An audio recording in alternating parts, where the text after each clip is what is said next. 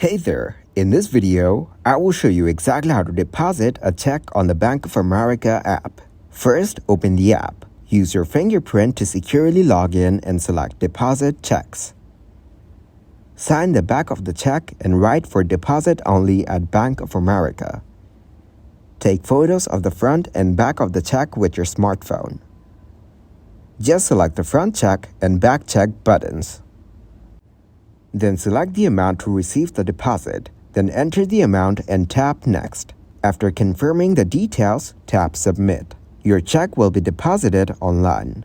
You should receive a confirmation of the deposit, and the funds will typically be credited to your account. Keep the physical check for a few weeks in case there are any issues with the deposit. Bank of America's app typically offers mobile check deposit as a convenient and secure way to deposit checks without visiting a branch. If you encounter any issues or have questions, you can refer to Bank of America's official website, app help section, or contact their customer support for assistance.